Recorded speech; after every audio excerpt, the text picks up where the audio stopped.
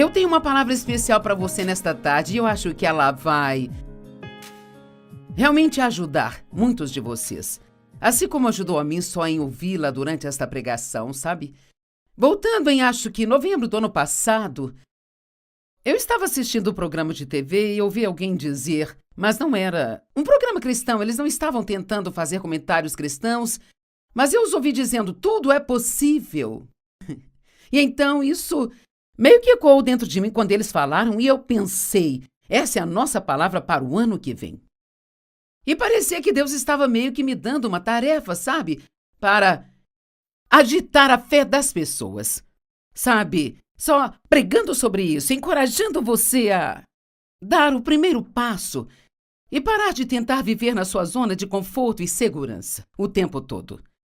Precisamos ser ousados e valentes e corajosos para irmos para onde quer que Deus nos chame, mesmo que nós não entendamos as coisas, sabe, gente? Ou aquilo que Deus está fazendo. E mesmo que você não tenha certeza do sucesso, porque você nunca saberá se será bem-sucedido se não se dispuser a se arriscar, mesmo que você possa falhar. Amém? Imagine o risco que você estava tendo, pastor Tommy, quando você comprou o hospital em Los Angeles. Quanta fé você teve que liberar para que chegasse ao ponto onde está hoje. Ou o projeto que vocês estão fazendo na cidade do Colorado, certo? E nós estivemos envolvidos nisso e ajudando na questão financeira e, sabe, é tão incrível como sua vida fica mais feliz quando você se mantém ocupado sendo uma bênção na vida das pessoas, mas isso requer fé para fazê-lo. Porque você vai se sentir às vezes como se estivesse no máximo, como se estivesse excedendo o seu limite e você fica envolvido na tentativa de ajudar outras pessoas e é como, meu Deus. Mas Ele não nos dá mais do que suportamos. Amém? Para onde Deus te chama, Ele é capaz de te manter. Nós estamos sempre pedindo. Sabe, isso parece bom, todas as coisas são possíveis com Deus. O programa de TV não mencionava Deus, adicionei esta parte porque é uma escritura. É muito fácil dizer que todas as coisas são possíveis para Deus, mas na maioria das vezes pensamos que vamos sentar e não fazer absolutamente nada e assistir Deus fazer esse grande milagre. Isso soa muito legal, sabe? Mas geralmente não. É assim que acontece. E essa é a razão pela qual somos parceiros de Deus. Nós temos uma parte, Ele tem uma parte. A nossa parte é acreditar e ter fé. A parte de Deus é fazer o que nós não conseguimos. A nossa parte também é a de fazer tudo que Deus nos manda fazer, sabe? Para cooperar com o que quer que seja que pedimos para Deus fazer por nós. Primeiramente, nossa primeira tarefa de casa para o resto deste ano. Tiago 4:2 diz, vocês não têm porque vocês não pedem. Vocês não têm porque vocês não pedem. Se você pedir em fé, Deus te ouve, e a menos que você esteja pedindo algo completamente fora da vontade dele, você vai recebê-lo. Agora, a Bíblia não diz quando você vai receber. Aqui diz, creia que você já recebeu. Marcos 11 diz, e você vai receber. Então, você precisa acreditar que já recebeu no Espírito, que já está a caminho e que você vai receber, mas você não sabe exatamente quando será. É por isso que em Hebreus diz que nós recebemos as promessas de Deus pela fé e paciência. Existe um teste de fé pelo qual passamos. Ele acontece quando você acredita e pede algo para Deus. Você acredita que ouviu a voz de Deus e acredita que Ele vai cumprir a promessa, mas você não vê coisa alguma acontecendo. Tem alguém aqui comigo? E você não sente nada acontecendo também. E é aí que você precisa da paciência. Eu sempre digo, tem um começo, e o começo geralmente, por ser algo novo, se torna empolgante, sabe? E quando você chega na reta final e vê a coisa realmente pronta, é empolgante, mas tem o meio. Eu acho que um dos louvores que cantamos neste fim de semana falava algo sobre Deus estar no meio. E é isso que precisamos compreender, que precisamos passar pelo meio sem desistirmos da nossa esperança e fé em Deus, e tantas pessoas fazem isso, e talvez alguns de vocês já fizeram isso também, e Deus pegou a mim e a você nesta tarde aqui para agitar a sua fé. Agite sua fé. Porque às vezes podemos nos tornar preguiçosos na fé. Ou, para ser honesta, podemos nos acostumar com tudo isso, gente. Isto é uma tragédia, podemos nos familiarizar tanto com as promessas de Deus a ponto de não mais apreciarmos inteiramente as suas maravilhas. Eu me lembro de uma vez perguntar para Deus, Deus, por que você não faz as coisas que você fazia quando eu comecei o meu relacionamento com você? Parecia que havia algo eletrizante acontecendo o tempo todo. Deus, por que não faz mais o que fazia antes? Deus disse, eu ainda estou fazendo as mesmas coisas, você se acostumou.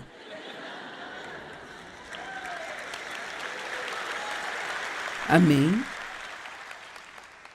Então, nós precisamos nos maravilhar um pouco mais. Ficar maravilhados porque Jesus morreu por nós. Maravilhados que o Espírito Santo tenha vindo morar dentro de nós. Maravilhados porque Jesus disse, eu nunca me esquecerei de vocês. Maravilhados que podemos perguntar coisas para Deus e que podemos ir até Deus para falar com Ele dos nossos pequenos desejos e necessidades. E Ele nos escuta e nos responde. Precisamos nos maravilhar com Deus por usar-nos as coisas loucas, fracas deste mundo para confundir os sábios. Tome, você é um pastor, mas deve sempre permanecer maravilhado com o que Deus está fazendo no centro dos sonhos. Todas as coisas são possíveis com Deus. Vamos lá, milagres estão chegando, mas você precisa aumentar sua fé, precisa liberar sua fé. Precisa permanecer firme e não se prender na indecisão, onde o diabo pode te convencer a desistir dos seus sonhos, porque está demorando e ele diz que não vai dar certo.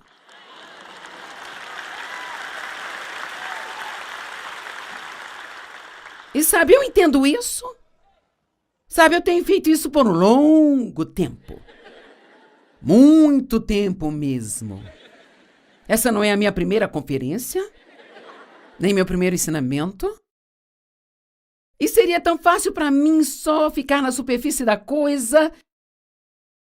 Mas eu me recuso a fazer isso. Então eu vou ficar empolgada todas as vezes que eu abrir a minha boca. Eu estava pensando na semana passada.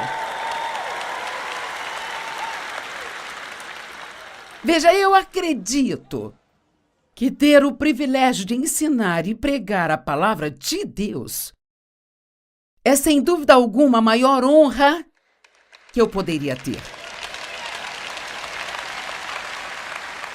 Eu quero sempre me maravilhar por Deus ter me escolhido. Eu quero sempre me maravilhar por Ele me dar forças para fazer isso. Eu fiz um comentário durante o intervalo, eu disse, você sabe o que me maravilha? Quem acha que devemos nos maravilhar mais? Sabe o que me deixa maravilhada? É que depois de todos esses anos, e milhares, e milhares, e milhares de ensinamentos, e programas de TV, e programas de rádio, e entrevistas, e tudo mais, que a minha voz ainda permanece tão forte.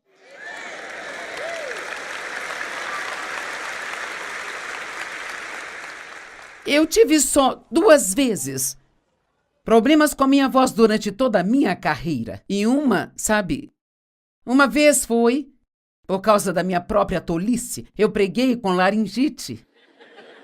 E eu forcei a minha voz a trabalhar. E tive problemas com a voz por 4 meses.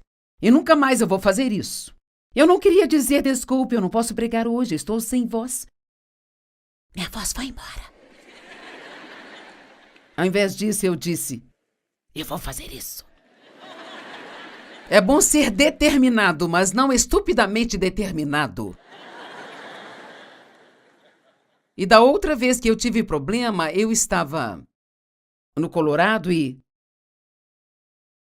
soava como sapo, mas eu preguei a si mesmo. E eu não tive nenhum tipo de sintomas por causa disso, mas, além dessas, não consigo me lembrar. Outra vez onde minha voz foi diferente do que ela é agora, e não acho que seja possível, exceto que todas as coisas são possíveis com Deus. Amém? Eu não sei se nós compreendemos o que significa dizer que Deus vive em nós. E nós nunca devemos ser o tipo de pessoa que desiste facilmente. Devíamos saber que com Deus nós podemos fazer tudo o que Ele nos pede para fazer. Agora, nós não podemos fazer aquilo que Ele pediu para outra pessoa. Então temos que parar de nos comparar e competir com outras pessoas. Mas tudo aquilo que Deus te mandar fazer, você consegue. Deus sempre vai dar graça para você no lugar onde você está.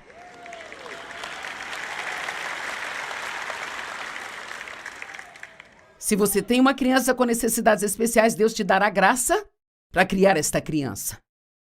Se você está passando por momentos difíceis no seu casamento agora, Deus vai te dar graça nesse lugar. Veja, muitas pessoas desistem das coisas fácil demais. Eu ouvi sobre uma situação e, enquanto eu estive aqui hoje, um casal com problemas ambos no ministério me perguntaram: você acha que eles vão superar isso? Bem, eu não sei dizer, a escolha é de cada um deles. Só não sei se quando estamos representando a Deus, nós temos a opção de fazer nossas próprias escolhas.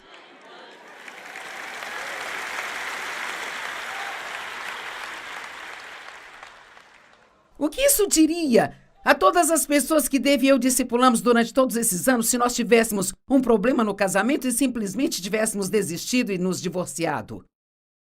Eu não estou tentando fazer ninguém se sentir mal por ter se divorciado. Deus odeia o divórcio, mas Ele ama os divorciados. E eu me divorciei aos 22 anos, casei com um homem errado, e ele ficava andando com outras mulheres por aí, e ele era um ladrão em todos os sentidos. Algumas vezes há motivos para você sair de uma situação de abuso. Deus não pede para você sofrer abusos, mas nós também não devemos desistir facilmente e dizer: bem, nós não nos damos muito certo.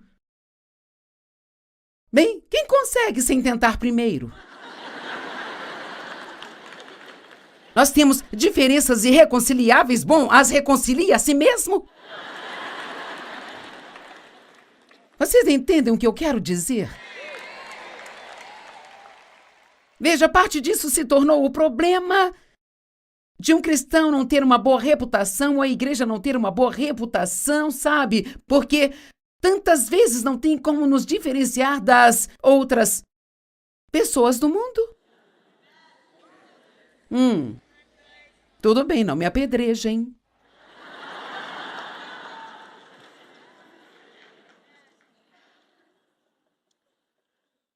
Em Isaías 43, 18, 19, esta é para você. Esqueça as coisas antigas, não fique revirando o seu passado. Veja bem, eu estou fazendo uma coisa nova. Vamos, isto é para você. Eu estou fazendo uma coisa nova. Agora alguém diz: sim, sim, eu já ouvi isso mais de 100 vezes. Bem, se você está ouvindo de novo, talvez Deus queira que você se agarre e acredite desta vez. E diga: sim, Deus está fazendo uma coisa nova na minha vida. Eu não vou somente sentar e esperar e ficar me lamentando e olhando para o passado, pensando sobre o que eu não tenho. Eu vou pegar as promessas de Deus, e se qualquer um pode ser abençoado, eu também posso ser abençoado. Amém? Eu quero passar por 3 histórias da Bíblia. Essas não são parábolas, mas fatos que aconteceram. Lucas 5, 18 e 19. Alguns homens vieram carregando outro homem numa maca e tentou levá-lo para dentro da casa para se deitar diante de Jesus, porque eles queriam que Jesus o curasse. E eles não conseguiram entrar. E sabe, a história poderia ter acabado aqui. Eles poderiam não ter achado o caminho, apenas tê-lo levado de volta. E assim muitos fazem, eles começam a fazer alguma coisa e parece muito difícil ou parece que não existe um caminho. Veja bem, quando você não encontra o caminho, Jesus é o caminho.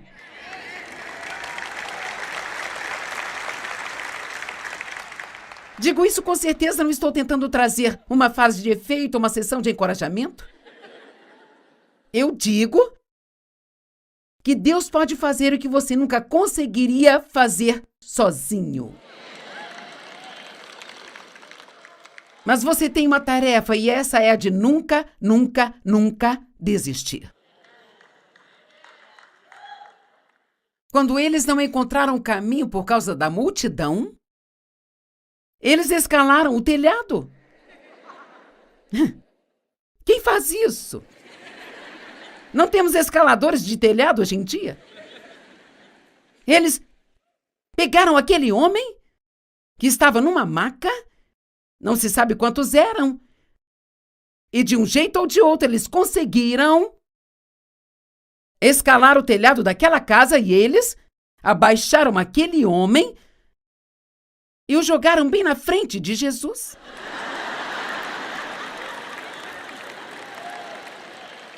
Jesus, você tem que fazer alguma coisa sobre isso? Porque ele está na sua frente e ele não vai sair daí. Nós acreditamos que o Senhor pode curá-lo. Jesus lhe disse primeiramente: seus pecados estão perdoados. Mas para que as pessoas saibam que eu tenho o poder de perdoar os seus pecados, levante-se e seja curado. Amém? Bem, ele foi carregado e jogado de um telhado, mas saiu andando, gente. Vamos lá. Você pode ser carregado pelos seus amigos para um relacionamento com Jesus, mas, querido, você pode se levantar. E pode ser aquele que carrega outras pessoas. Da próxima vez. Lucas 19, de 1 a 5. Esta é uma das minhas histórias favoritas na Bíblia. Jesus entrou em Jericó, ele estava passando por lá. E um certo homem chamado Zaqueu, o qual era um coletor de impostos, e ele era muito rico. Os coletores de impostos eram odiados, eram desonestos, e eles eram todos muito ricos porque eles coletavam impostos para os romanos. E eles poderiam adicionar uma taxa extra que era para eles. Então as pessoas os desprezavam porque trapaceavam o tempo todo. E ele queria ver quem era Jesus. Então ele obviamente estava insatisfeito com a sua vida. Ele era um trapaceiro, tinha muito dinheiro, mas não importa quanto dinheiro você tenha, se não tiver Jesus, você não será feliz com seu dinheiro. Seu dinheiro não pode te trazer paz quando se deita. Amém? E a fama também não pode. Ou a sua posição importante na sociedade.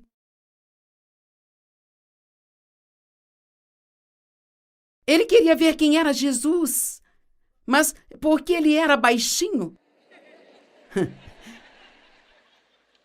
ele tinha um problema também. Ele não conseguia ver além da multidão. O pobre, baixinho Zaqueu. Se tão somente eu fosse mais alto, eu não teria sido deixado de lado em tantas coisas na vida. Muitas pessoas olham para aquele seu defeito e se esquecem do quão fácil é para Deus considerá-las e ainda fazer delas pessoas grandes e poderosas se elas não desistirem.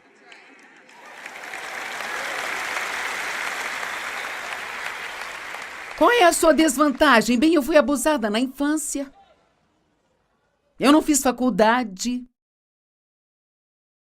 Eu não tive pais que me amaram. Eu não tive uma formação acadêmica. Eu fui abusada. Eu era órfã. Ei, todos nós temos alguma deficiência. Todos nós temos alguma coisa que nos falta, mas todos temos alguma coisa. Amém?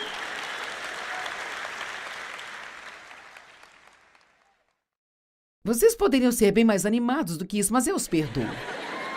Sei que vocês estão me ouvindo há muito tempo. Mas ele não desistiu. Ele correu na frente da multidão. E então ele escalou uma figueira para ver Jesus, que vinha na sua direção. Ele foi inovador, foi criativo.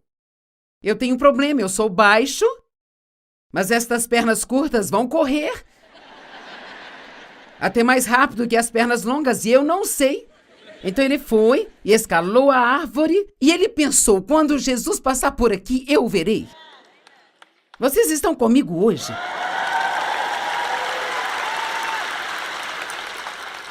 Mas esta é a parte que eu mais amo. Veja que Jesus gosta desse tipo de atitude. Isto o deixa empolgado.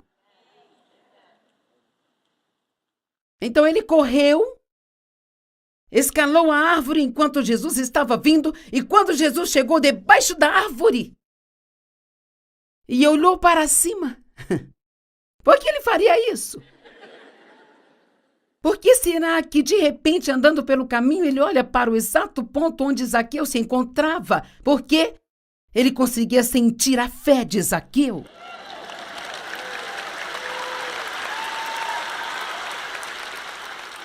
Vocês se lembram quando a mulher do fluxo de sangue tocou a bainha da roupa de Jesus? E ele diz, quem me tocou? Porque eu senti a virtude ou o poder saindo de mim. Bem, ela não o tocou fisicamente, tocou nas suas vestes, e ele não poderia ter sentido aquilo, mas ele sentiu a fé dela tocá-lo.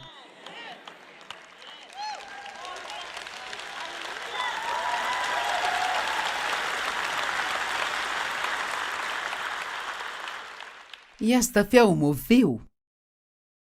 Ele disse, desça desta árvore, Zaqueu, e vem imediatamente, porque eu vou hospedar na sua casa hoje. Eu nem te conto o quanto aqueles fariseus ficaram furiosos.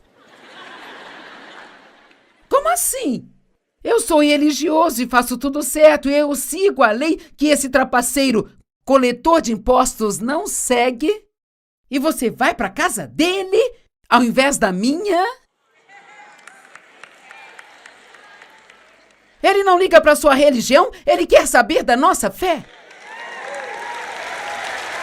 Ele está procurando por aqueles que realmente confiam nele. Veja, Zaqueu não queria somente ver Jesus, mas ele queria se arrepender. Porque essa é a próxima ação dele.